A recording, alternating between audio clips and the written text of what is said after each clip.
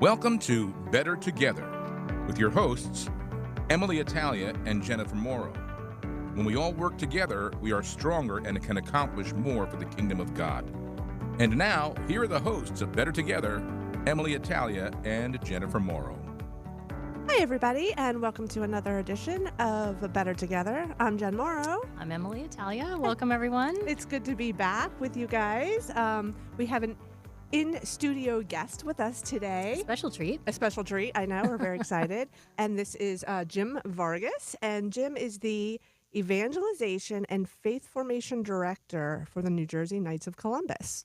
Great to be here. Thanks for joining us. It's wonderful to be here. Yeah, so we're going to be talking about faith formation today, and Jim said, "Yeah, I'm going to come into the studio and hang out with you guys." It's like, for a full hour, you want to be part of this banter? and he said yes. So he might be sorry in a few minutes. Yeah. Who knows? I'm sure I won't be. So thanks for being with us. Wonderful to be That's here. great. So Thank you. what's we'll do our normal roundup. What's been going on in the Diocese of Camden? Well, Jen? first, I might cough a little. I'm going to try not to. I'm still getting over a cold for like 2 months, but at least I got my voice back. Thank goodness. So that is a good thing. Or not, depending on if you know me. Who knows? It's much better for radio when your voice is doing well. That's a good point. Good point. So yeah, we in the Diocese of Camden, we have some. It's been a pretty exciting couple of weeks, and we just put out a new issue of the Catholic Star Herald, and because we're hold on that YouTube, beautiful copy up. that's right. I'm doing my Vanna White right now. This beautiful cover of the Catholic Star Herald, which is a thank you to Bishop Denis Sullivan, who has been our bishop in Camden for 12 years. And on his birthday, March 17th, he is set to Bishop Coadjutor Bishop Joseph Williams is set to become the 9th bishop as Bishop becomes Bishop Emeritus. Yeah, I always have trouble with that word. That's a tough one. But it's a beautiful cover. It's 56 pages of Bishop Denis Sullivan's his legacy in the Diocese of Camden. The cover is green, and it has a pretty cool font. Shout out to our designer, Tom O'Shea. Sorry, I don't know the name of the font, but because Bishop Sullivan's birthday is St. Patrick's Day, we tried to make it very St. Patrick's Day. Yes, if that's a word. And it's just an amazing cover. Bishop. I have an interview with Bishop in here, and he's very passionate about his love of being in the churches, being a priest before anything. And so the cover, I think, really reflects that. There's 4 photos: one of him in the parishes, one of him in the schools, his first ordination of a priest in the Diocese of Camden, and Hispanic ministry. So pick it up if you're in the Diocese of Camden, please. And if you're not in the Diocese of Camden, but you want to win, or that, if you want to read an award-winning newspaper that is actually a full 72 pages, drop me an email, jennifer.morrow@camdendiocese.org. That is not to be missed. I'm looking forward to thumbing through that. It's That really looks pretty. amazing. I'm going to be honest with you. I'm going to frame it. You should. Yeah, You should. I'm not a designer. I didn't design it, but it is absolutely beautiful. So, And I'm sure it's a very worthy tribute of the ministry, what he's contributed to the Diocese of Camden. I believe it is. Yeah, So, looking forward to that. That's pretty exciting. And then Fantastic. I also painted my nails green for Bishop Sullivan's birthday. I want to sure go on the record to appreciate say that. I have never, ever had green nails. So yesterday I did this. I said, Wow. I don't know if that was a good idea. So, and that's really all I got, Em. That's great. I love it. Green nails, St. Patrick's Day, we're covered. That's right. What's been going on with you and the diocese? And the Diocese of Trenton. Well, that's actually going to be part of what we're speaking about today. We are gearing up for some major faith formation in our diocese, just like many dioceses throughout New Jersey and the nation are, with this Jubilee Year of Hope, this renewal of ministry within parishes, and just that personal call to missionary discipleship. So we'll be visiting a little bit further on that with someone from the Diocese of Trenton, but that's kind of our main focus. Our most recent issue just came out, and there's a little recap in there and kind of just getting people excited who have signed up for the conference, and just, we're expecting over 400 people to come. That's so fantastic. It's going to be amazing. You know what we should also talk about real quick? What's that? That priest that we saw in Princeton. Oh, we should. Oh my gosh. He was We're entertaining. talking about faith formation. It was, your church, your actual parish. Yes, So. my parish of St. Paul's in Princeton. We hosted a little mini 2-day retreat, and we had Father David Michael Moses come, and he's like this famous YouTuber, tons of followers, way more than we have. But he's well known. That was a throughout- challenge, listeners. Listeners, everybody, get going. Come on, Get those views up there. get those views up. But young priest, so enthusiastic. He told kind of his journey, and just really passionate about his faith and about making it accessible and fun. He was just the way that he presented not only his story, but also, the journey of faith that we all go on, just really made it so attractive. Yeah. And then they had different tracks for different age groups. So, the youth had their own specific program with him. He celebrated Mass for the school kids. And then we had an evening program that both of us were able to attend, and we were in stitches. He's hilarious. Oh, it was so funny, y'all. If you ever get a chance, check him out on Instagram or YouTube. Father David Michael Moses. He's young, like 31, 33. Right, because Yeah, he he's young. graduated. That is young. He graduated college so early. I forget what age it was. He but graduated then- high school at 14. I Yeah, think he was yeah. done with college by 18 or 19. Really? And he was a priest within like early 20s. Yeah, I think he was the Amazing. young. Isn't He that- was the youngest in his diocese, and maybe at the nation at the time. I think he said. He's from So, Texas. but he's in his early 30s now. He looks like one of my teenagers. Yeah, he's like a baby. And then he plays music with the guitar and everything. And at the end, somebody asked him at the very end to do another song. So we did one last song, and this is my favorite part. And then he dropped to the ground and did the worm. Yeah. You have to see it to believe You have it. to see it. Only the second real life worm I've ever seen. My uncle being the first and the priest Really? being the second. I thought that was pretty impressive. I definitely a first for me too. Yeah. So, but definitely look him up because he has lots of short YouTube videos, 5-10 minutes each, that are answering questions that are really important, and a lot of youth are asking, a lot of adults are asking too, I think. And it's a nice way to dive into our faith that's just, I keep saying accessible, but we have wonderful theologians and philosophers in the Catholic faith, and some of them are just a little higher level, more difficult to, I know I'm not quite there yet, but Father David Michael Moses has a gift for speaking to people, I think, in a way that's easy to receive. I found him on Instagram. That's how I found him. Did and you? I was just scrolling one night like everybody else, cat video. Father David Michael Moses, this guy's hilarious. Yeah. And he was pretty good. One of the things that we found out is everybody's different and groups are different. So it takes different people to reach Right. different audiences. So he hits one, somebody more serious hit the other. But talking about your viewership, we have 50,000 nights in New Jersey and 2 million worldwide. So we'll do what we can to Wow. help. Oh, great. Thanks. Excellent. I definitely want to talk about that too, because I know the Knights are doing a really big push in New Jersey for membership, and you guys are like leading in the nation. So Right now we are. Yeah, It's kind yeah. of interesting to go like that.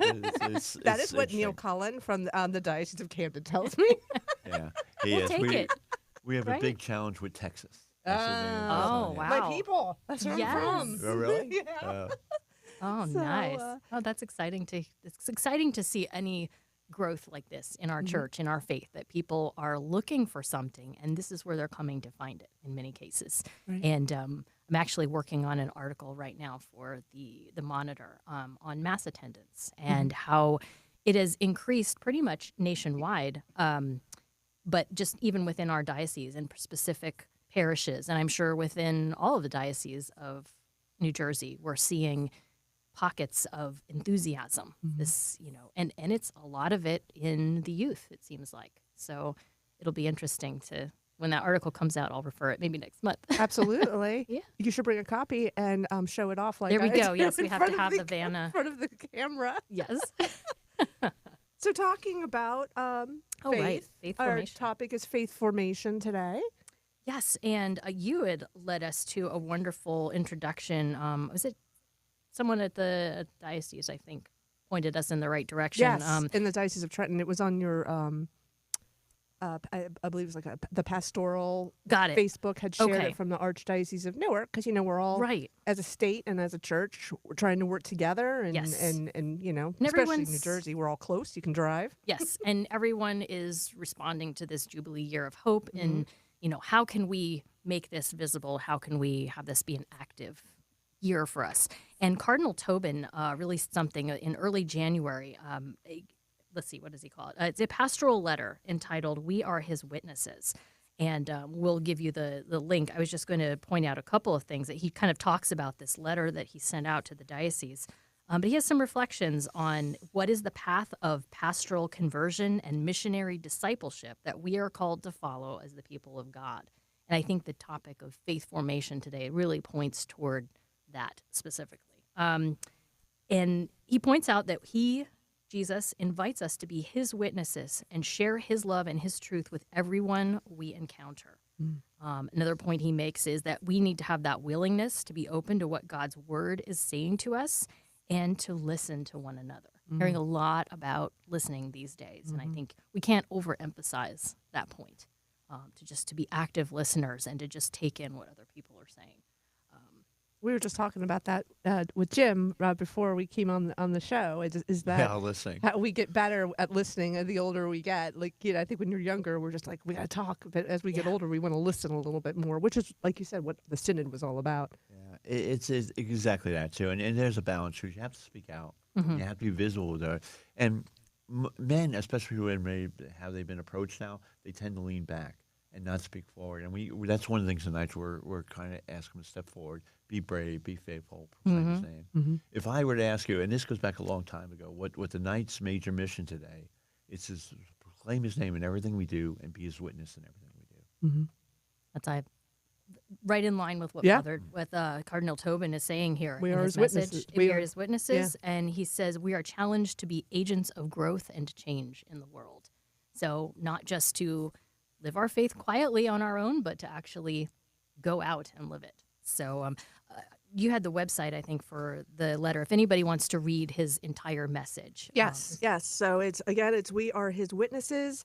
You can go to jerseycatholic.org. That is the media outlet for the Archdiocese of Newark.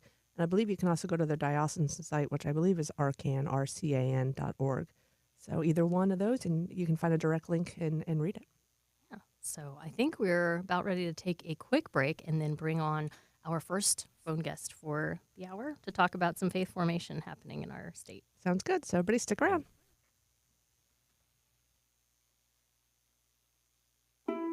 Bishop Robert Barron on the priesthood. For the first 1,000 years, there were married priests within the church. There still are married priests under certain circumstances, so it's not absolutely necessary. However, I'm a supporter of it, and I wouldn't want us to move in the direction of kind of optional, some do it, some don't. I get it. And I go back to Paul, and it's Paul's words that are actually in the ordination ritual, about an undivided life, a total gift. I have nothing but the greatest respect for married people. In fact, when I hear the term heroic sanctity, when they talk about saints, I think of parents right away, who give themselves to their kids. But there's something, I think, pure and simple and undivided about the life of celibacy. It's a radical conformity unto the celibate Christ. Why am I celibate? My ultimate answer, because Jesus was, and I'm conformed to him. The leading Catholic voices are on EWTN Radio. Everyone has to work through mounds of mundane stuff every day. Even the Pope has to rubber stamp a stack of papers today. The question is, what spirit do you bring to that stuff? I was folding laundry the other day for 6 kids. The mound was huge, and I was starting to get this terrible attitude. Arg, I don't want to be doing this. And I remembered a guy who reached out to our ministry anonymously through an email contact form. He was in a different continent. He said, "Can someone come visit me? I'm ill. I'm so lonely. I have no friends, no family."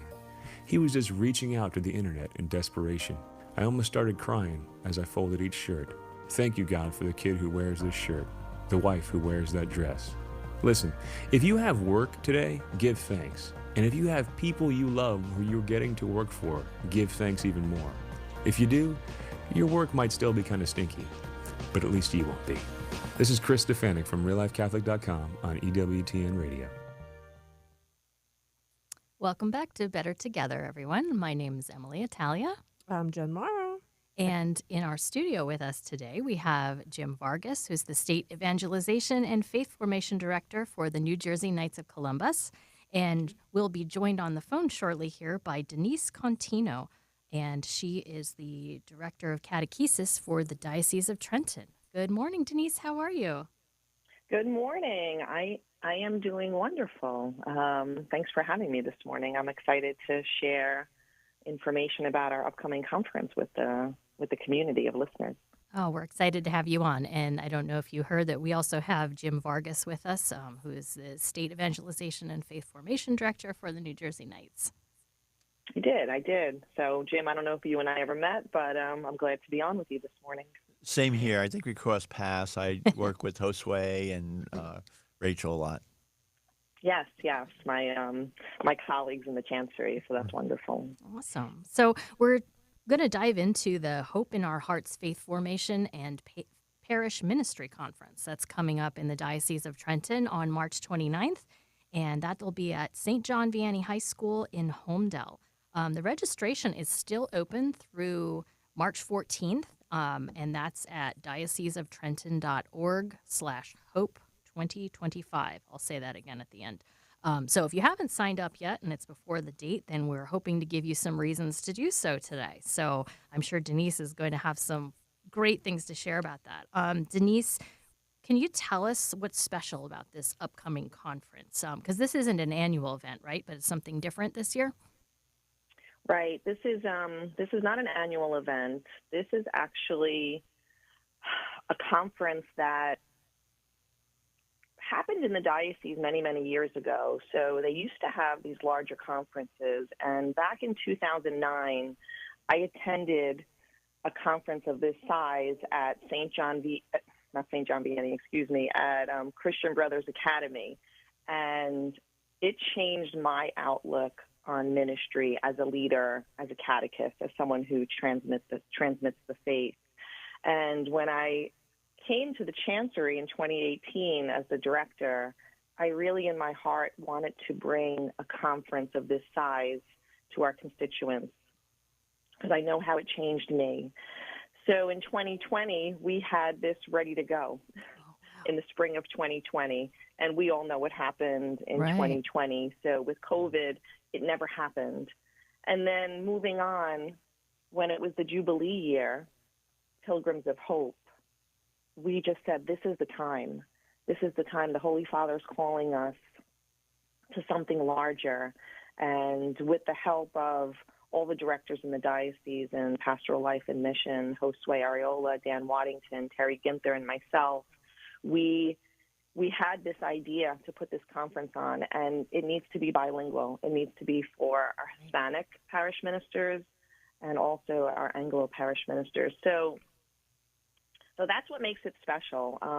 What makes it different is the vast variety of workshops that are available that day. And because of the variety of workshops, the constituent base is expanded. So this conference is for anyone that serves in their parishes across the diocese or an apostolate. Anyone who's transmitting the faith, or anyone who's thinking, where do I fit in? Can I serve in my parish? This is a way, if you're listening and you're like, I want to volunteer at my parish, but I don't know where to start, join us on the 29th because your eyes will be opened. This is for catechists, which we are all catechists, but I will say this is for religious education catechists, Catholic school teachers, if you're involved in youth ministry or campus ministry, Christian initiation, evangelization teams, adult faith formation, baptism, marriage ministry teams. Like, we try to have a variety of workshops that will meet all the needs of these constituents. So it sounds like that's what makes it. Sounds like if you're involved in your parish, then this is for you. Exactly. And the workshops vary. There's workshops where there's practical skills to pass on directly to your ministry. There's also workshops for your own spirituality. For example, Terry Ginther is doing a workshop on Lectio Divina to help us with our own prayer life. But then how do we pass that on to our ministries, our learners, or our adults, or whoever we're serving? There's also going to be workshops where we could grow a little bit deeper in our love of theology, our love of, Scripture.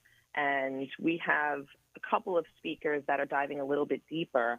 Dr. Alan Wright from Newark is coming down, and he's doing a workshop on Scripture. We have Father Michael Hall, who's the director of the Office of Worship. He's going to talk about in his workshop the significance of gestures and postures at Mass. Oh, so, nice. and people are excited for that one. So that one's filling up.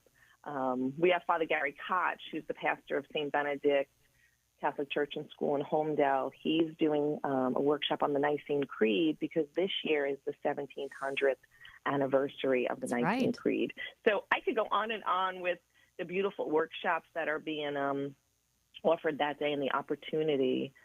I want to say, though, the vendors, we have a vast variety of vendors that are going to be there that day to serve the constituents, to show them the resources that they have built out to make available for parish ministers. I know that was an eye-opener for me, just seeing the Catholic community of publishers that are out there and vendors that could help us. I'll just mention a few. We have Flom, we have Loyola Press, Sadlier, our Sunday Visitor, and then we have some local folks coming in as well. So there's probably about 30 vendors that are going to be lined up in the hallways throughout the day for participants to interact with.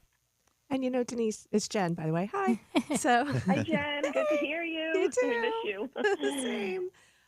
What's really kind of like my mouth kind of dropped open when I was reading about this is there's like 48 breakout sessions. So when you, if I'm right, when you say there's something for everyone, I mean there's something for everyone. Yeah. Literally. And we were able to, we've been working on this since I would say the early last summer, even before, but really securing all the workshop speakers last summer. And that's what we did. We tried to just have that variety of workshop speakers for all the constituents. And we couldn't have done this without the help of our so many sponsors, that sponsored some of these speakers for us. So we're so grateful. Oh, that's great. And the keynotes, we have two great keynotes. Oh, yeah. Can you tell us a little bit about them? Yeah. So Chris Padgett, he's going to be the keynote in English. His love is most of his experience, and he's been serving in ministry for over 30 years. His heart's in youth ministry, and that's where most of his experience is. And he's been speaking around the country. He's a musician. He's authored books. He teaches at colleges. He's also a comedian, so he should get us laughing, which is great. But he has pivoted some of his ministry work toward marriage ministry. So we found that very interesting when we were securing a keynote for this conference, because we wanted someone that could speak to the larger community. And when we talk about marriage ministry, it connects to family ministry. Sure. So we just thought he would be the perfect guy to start off our day and inspire our parish ministers to minister to the family, and then, no matter who the family is. That's great. And then you also have a keynote speaker who's in Spanish as well. Am I right? That's right. So we have a keynote in Spanish as well, and that is the famous Father Augustino Torres, a Franciscan friar of the Renewal, and he's our neighbor. He is up in the Diocese of Patterson, and he's been with us before in Trenton, and we're so happy to have him back. He's the executive director of, I'm not great with my Spanish, but Casa Juan Diego, a service of hospitality to the poor in Yonkers, New York. And he's also one of the founding brothers of Catholic Underground, which I don't know if your listeners know about that, but in New York City, it is fantastic. My husband and I went a couple of years ago, and we walked in and we were wowed. So there's adoration and praise and worship, and then they always have something in the basement, an art show or something they display. So he's one of the founders of that. So he's one of the dynamite speakers. He was a speaker for the Eucharistic Renewal last year, the revival, excuse me. So we're so excited for Father Torres, and I know the Hispanic community is going to, their jaws are going to drop when they hear him. He has so much energy. I remember he came to one of the DYCs when I first was working in Trenton, like 2017, 2018. Yeah. And holy moly, he was funny. He had so much energy. Like, you can't help but smile and just like jump to your feet for the Lord when he's around. Yeah, he came to Trenton just a couple of years ago for the Eucharistic revival. but it wasn't open to all the parish ministers. It was a day when we were getting ready for the Eucharistic revival for parish leaders and pastors. So he set the tone for us as a diocese for the revival, and we're so thankful for him. But I'm so happy that I could now bring him to the parish ministers so they could hear him and be inspired.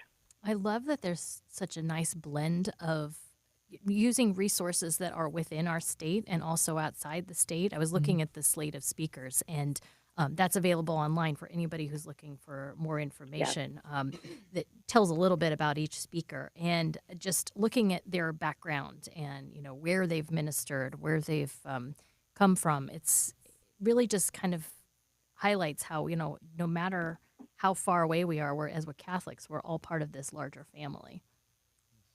Yeah. Yeah, and that's what the day is going to do as well for our participants, or that's our hope, that they see themselves that this community is so large and we all have the same mission to make disciples. And there's challenges along that way, and we're hoping to provide the participants with a place where they could exchange ideas, they could build new relationships, deepen their own faith, you know, find fresh approaches to ministry, to really be renewed, right? To be renewed in their understanding of the faith and to transmit it to others, just to be renewed in that hope.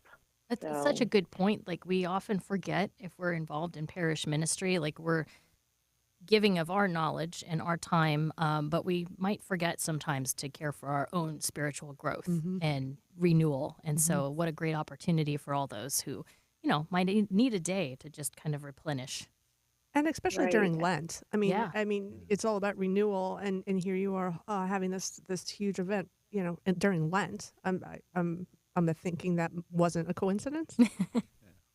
Yeah, no, we always, to be quite honest, we always have our catechist formation day in the Lenten season, and it just landed in the calendar, and we're like, well, that's where this conference is going to be. It's always finding the right time. It was either the fall or the spring is the sweet spot for these type of conferences, so we chose the Lenten season for this one. Nice. You know, and I don't want to be remiss without mentioning that we're celebrating liturgy during the day, and that's going to be at 11:15 with our own Bishop, David O'Connell. So we're so happy to have him come, and he's excited to talk to all the parish ministers and, you know, celebrate Mass with them and inspire them to keep moving forward and to give them the energy. So we're happy to have our lead catechist with us that day as well. That's always great when we can have our shepherd there to add his wisdom to the occasion. Yeah, this is so great because we find this in the night. You get so caught up in doing the act or the breakfast or the thing that you forget what you're doing it for, and you're doing it for Christ. And the second thing, the way you come into it, is you got to step away from it. And you've got to be renewed because it gets to it. And it goes into the other things I talked about. You go to an event, that's great, but then you've got to maintain that feeling because that event will only last a month or two. But that's why you put in place a regular base that comes back to praying to God. Yeah. Right, finding a way to carry forward what you've learned, carry that into your ministry. And live what you learned, yes. Yeah. Oh, that's amazing. I appreciate that. Is there anything else? Refreshment. We're hoping to refresh and, like you said, continue that on in their ministries. And that's what we do on the diocesan level. Like, we're here. Our main goal is to support parishes in their mission.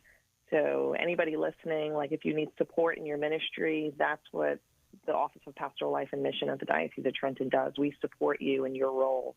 So along with the pastors. Thank you for that reminder. Keep it going.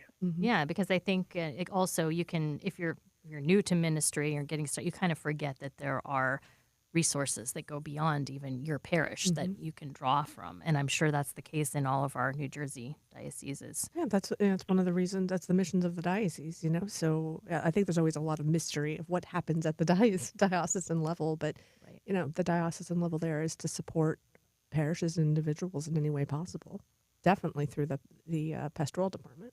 Certainly. And then, you know, when we have these annual appeals that take place, you know, I think it's you know, we're in the middle of the one in Diocese of Trenton, just reminding people that we have a ministry that extends beyond the immediate parish. And then when you're investing in that, in the diocese at large, it benefits your parish and the ministries that operate outside the parish that are good for the diocese as a whole.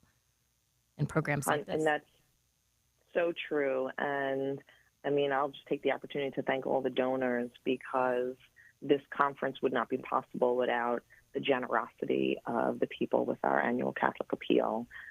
This is really all them and our sponsors, but it's a conglomerate event of all the donors. So we thank you, because as Jim just said, like, it's about renewal, it's about creating, it's about making disciples, and it's about Christ.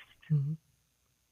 Well, thank you, Denise. Thank you so much for coming on and talking more about this, and everybody, like she was saying, there's 48 breakout sessions with lots of great speakers and lots of great vendors. Mm-hmm. And EmmaLee, where can people go to find more information? That's at dioceseoftrenton.org/hope2025. And there are links there not only for registration, but also giving you an idea of the day, the schedule, and the speakers, what they're speaking about, the different workshops, everything right there. Thanks, Denise. It was good to talk to you again. Thanks, girls. I appreciate the time, and I'll be praying for you and your work likewise. and everything you do, and pray for us, vice versa. Always. Thank you, Denise. Okay. All right. Thank you so much. Okay, everybody, and we'll be right back. Hello, this is Bishop David O'Connell of the Diocese of Trenton, and this is a Eucharistic moment. The liturgical form of the Mass was changed several times in church history and was changed again by the Second Vatican Council. Theologically, however, Vatican II did not contribute anything different to how the Catholic Church actually understands and presents the Eucharist in official teaching. This doctrine has remained rather consistent through the centuries. At the Last Supper, on the night he was betrayed, we read in the document on the liturgy, our Savior instituted the Eucharist, a sacrifice of his body and blood. He did this in order to perpetuate the sacrifice of the cross throughout the centuries until he should come again. Taking part in the Eucharistic sacrifice, we read in the Constitution on the Church, is the font and apex of the whole of Christian life. It started like it does for many people, question my faith and question authority. And I feel that the reason why I left was the draw of the world. The world was pulling me away. Some people would say, Satan was working on me. He did not want me in church.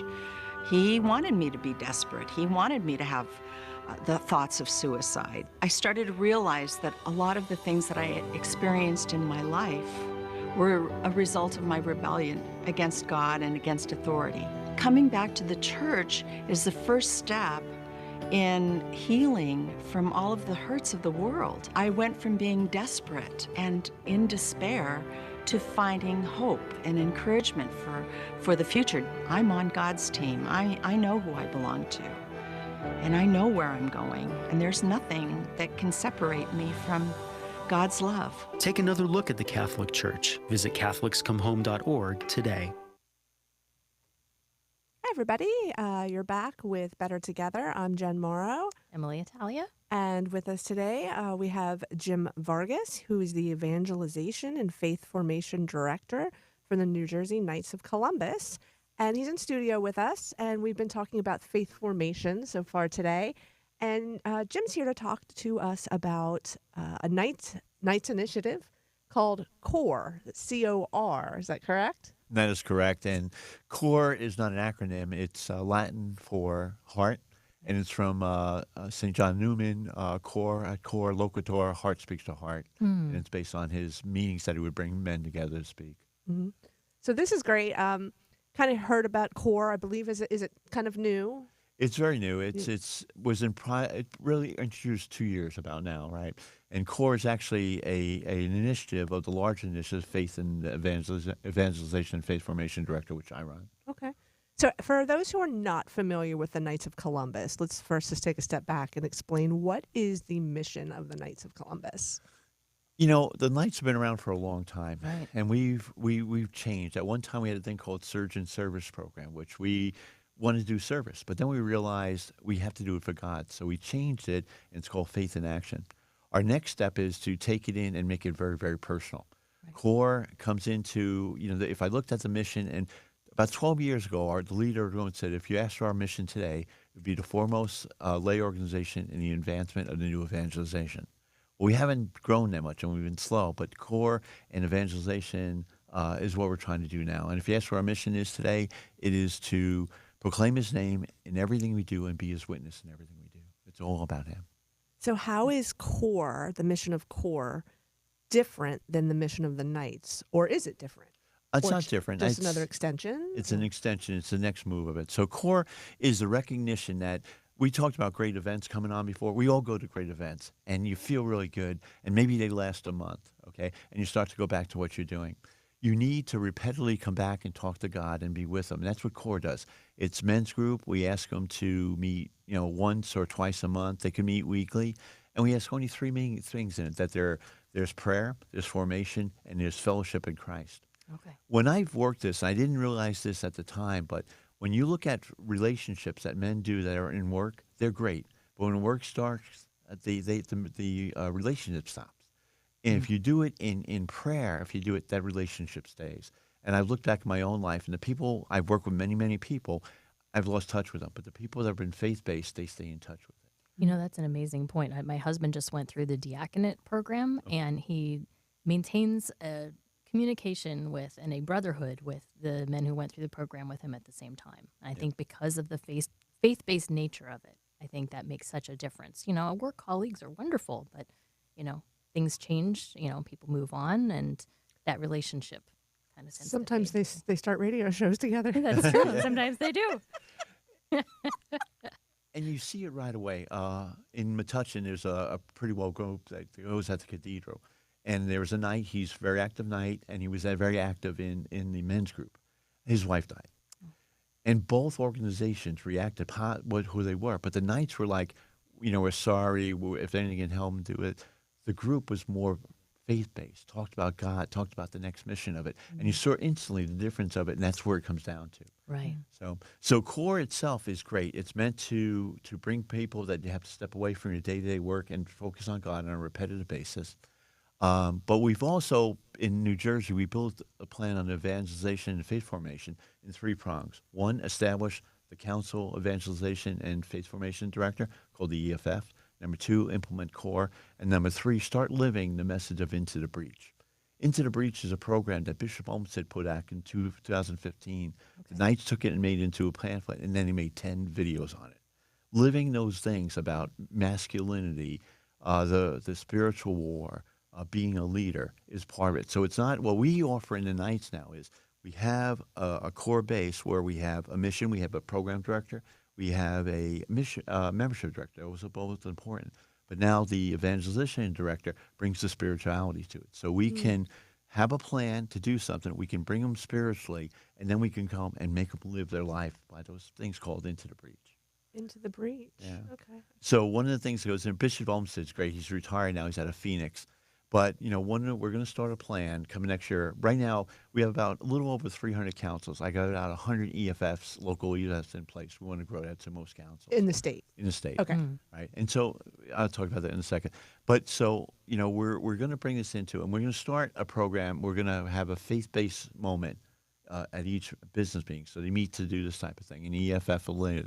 And the first one's going to be put God first. Put him in everything you do and be intentional. The idea is to discern and do things for God and bring it into it. Then we're going to roll into, Bishop Olmsted gave us the 7 habits of a Catholic gentleman. And it talks about praying every day and having friends. But 2 things at the end, the monthly things are go to confession and have faith-based men groups, which core works are into. Right. And so we build on that. And then the next thing we're going to go, he says, pray every day. But one of the things we're going to ask is we ask Knights to lead prayer in every meal, breakfast, lunch, and dinner. And we're probably going to call the program, every night, every meal, every day.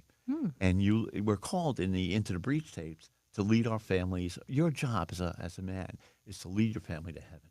And if you sit down and you pray with your family and you pray public grace every day, we'll change the world. I love So that. it's pretty easy. Core gets your word, and it's so pretty if you look at it. It's cool. The heart, it's a name. Core is a cool word and stuff like that. When you get to the hardcore of really praying and doing that stuff, it's a little bit more of a challenge. Certainly. So is it a certainly. group that meets monthly? Is that part of what CORE Some does? meet weekly, some meet one Oh, wow. monthly, some meet twice a month. Okay. Every aspect you could have of how it lines up is out there. So it depends upon your local It depends chapter? your local thing. Well, we found that when we're going to try, we have Father Rush from Newark. He is the core clergy liaison. So he's going to be working with us to bring the clergy into it, and he's going to be bringing 3 more priests to work with them. I'll be lining up a plan to work with them together. So what we found is if the priest or a pastor or chaplain is involved, it's a much broader spectrum because core is not only for knights, it's for all men. Right. So if you bring the pastor in, people kind of shy away from knights. You just want me to join you and put me to work, right? So if the pastor's there, it's kind of a balanced area. And so it comes into it. But it's all over different things. And we'll work with anybody. If there are groups out there like Heroic Men or Emmaus or trying to think of the other ones, Cornerstone, we're not going to step. We're not meant there to compete. We're meant to join and work with. That's what I was wondering is like if especially when you're working with the parish, some of the parishes might already have men's groups or organized, like you said, like Cornerstone, but you're not there to compete. It's more like collaboration Absolutely. and to continue to foster. Absolutely. And what's getting so great, so there's a group called Heroic Men, and it's pretty big in Pennsylvania. You'll see them in the news if you're up to them. They're having a big conference. And Damien O'Connor, who is the vice president of evangelization and faith formation up in our headquarters, he's going to be one of the speakers. Oh, And if we have a thing, we would have a speaker of those guys. So it is really collaborative. Is it in Philadelphia? Or Which one? the Heroic Men Conference? That's one of them. I think it is. Oh, 'cause They I have think a I couple saw all over if you look something. it up. They're like I said, they're big in some areas. Yeah. They only have one in New Jersey, and actually they're part of the one that was in just the one that had in Trenton. They're part of it. Okay. But we need to work with. And again, the guy when I told you earlier before when we work with Adam Carlisle, the speaker that he has talked to is kind of from Heroic Men, but he's just somebody that knew Adam and he's going to do it. So in there we're building it by deaneries. So as we roll out, Diocese of Metuchen. yeah. Yeah. So what the neat thing about it, and that's what I talk about, is each diocese is different. We're working with Camden, Don, and those people. We're implementing one way.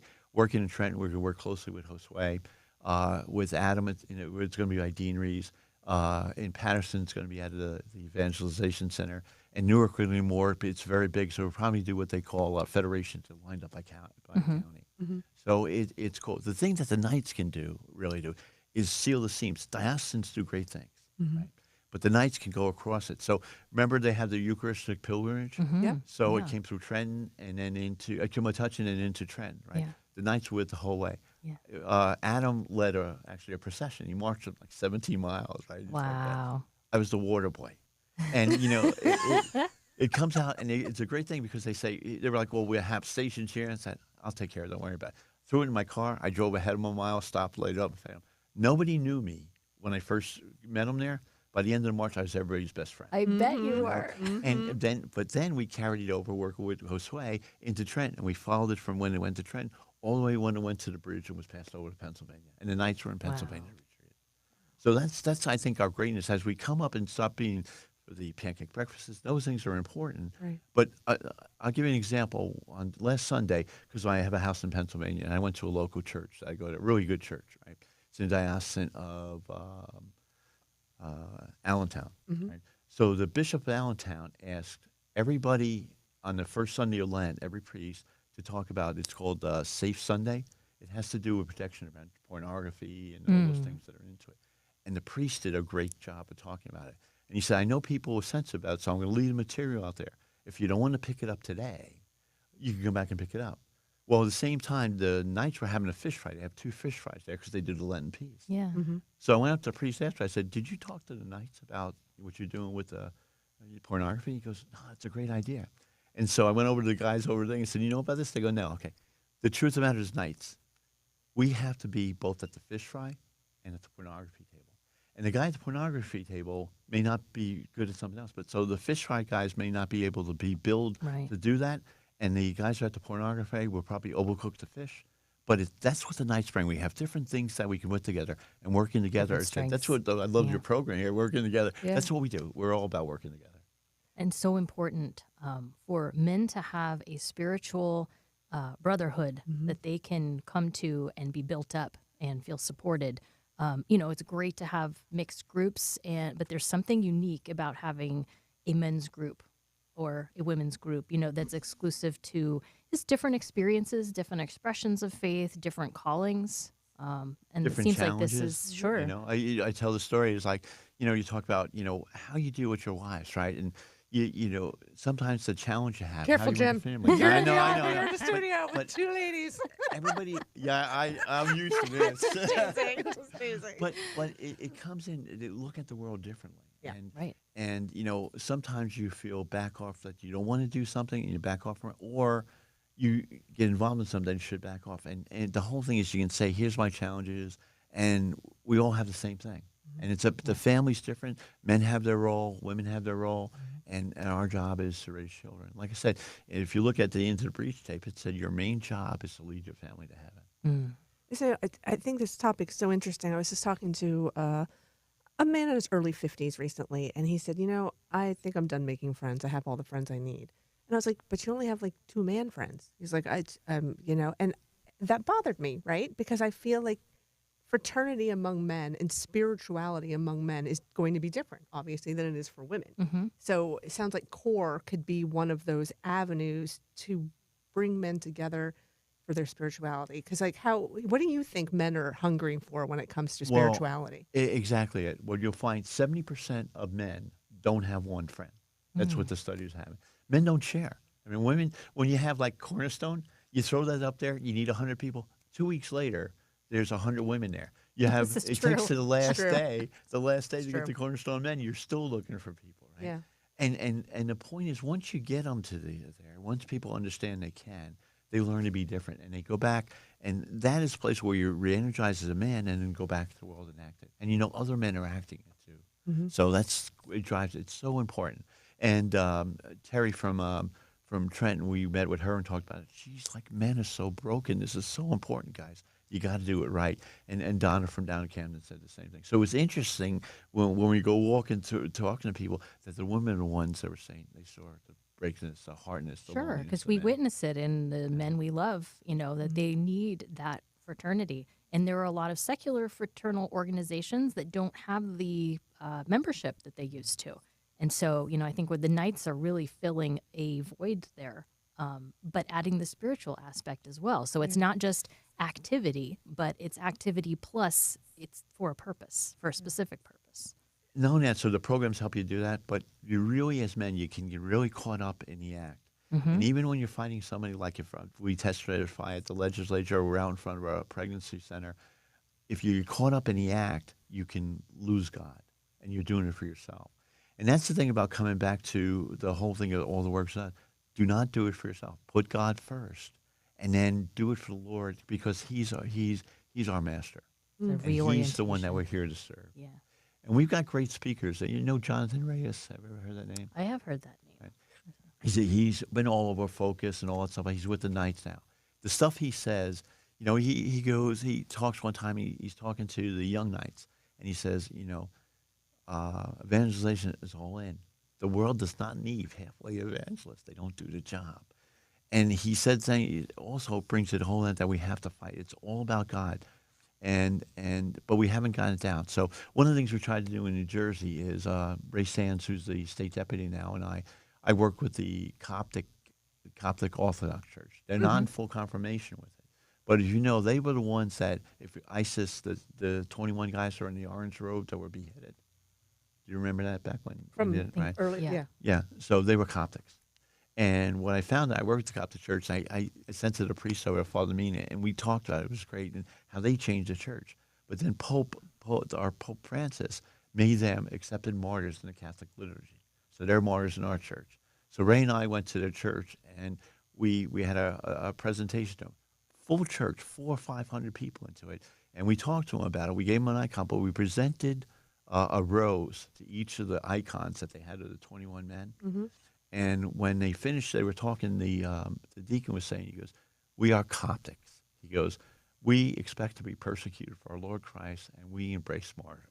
Man, Wow. I wanted to make them all nights. And you can't, but that's our attitude. It's all got to be Christ. And guys like Jonathan Reyes are saying it's all in. Mm-hmm.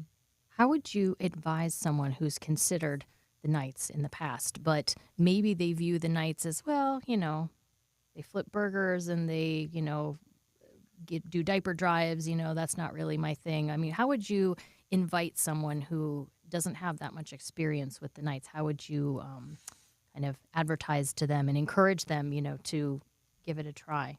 Yeah, I think I would ask them and say, do you want to serve God? Is there a way that you want to do it with fellowship? We've got a way. There's many things we do, and where there's a way for you to fit in, right? So as a matter of fact, I told you we have these programs, but working with Josué from Trenton is we're going to map programs to where he's teaching us where people are in evangelization along the continuum, and you would have different things that would make a comparison. So you're not going to ask a guy that doesn't very close to the church to go to adoration. You might ask him to go help clean up a thing like that. So okay, meeting them where they're at. Yeah, it's about that. Mm-hmm. That's important, right? We had a deep dive into that last time. Yeah. Speaking of, going back to core, and especially because we're talking about service now too, is service part of core? Yeah, but actually, no. Okay. Yeah. Core is meant to get away and be close to God. Right. Now, the nights are about service. Right. And so we go into it, and so I went to it. So like I said, when I have that EFF, the counselor, he looks at the counsel and wants to bring them holy. Pray more, challenge them. One of the things I do, I go, raise your hand. Have you ever prayed, said somebody they were in trouble, I'll pray for you? And everybody goes, yeah. And I say, don't raise your hand. Did you follow through? Did you really pray for the guy? And how did you do it? Oh, by the way, did you say, hey, do you want to pray now? I'll pray with you. It's about being intentional. Oh, wow. And so it's not only service programs. We go out. We were the marshals at the Trenton parade. We were also in the church. We have 50,000 guys, and there's all sorts of different ministries and ways to serve. And any way you want to fit in, we can find a way for you. Well, I think also, you kind of highlighted a few minutes ago, you can lose God in service sometimes because you're so focused on the service, and the next thing you know, you're doing it for yourself. Whereas core is giving you the tools before you even go to the service or when you're out doing the service to remind you what you're doing for. That too, because you can also get caught up in the service and lose your family.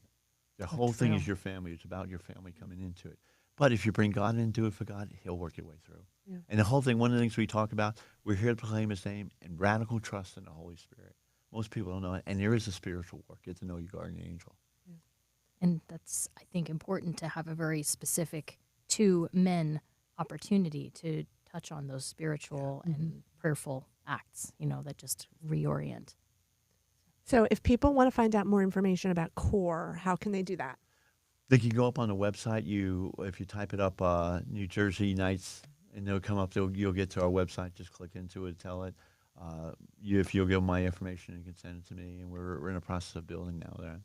And I have checked out the website, everybody. So it's really easy to use. The core page, it has a series of 3 or 4 videos to basically say, this is what it is, this is what we do. And the videos are like 3 minutes each. They're quick, and it really gives you a good, I think, synopsis of what core is. The other part about it is you type up into the Breach program, the video series. Oh, yeah. It has 10 videos into it. The first part of each video is about a minute and a half. It'll give you an overview. You could spend a half hour going through that, and you'll understand what we're trying to do. Great. Well, it's so good to have you on the show, Jim. Thank you for being with us the entire show.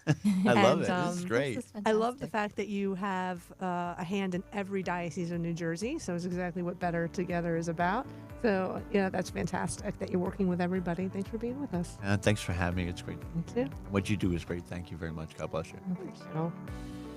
EmmaLee, always a pleasure. And listeners, we hope to talk to you next month. And in the meantime, continue to have a blessed Lent.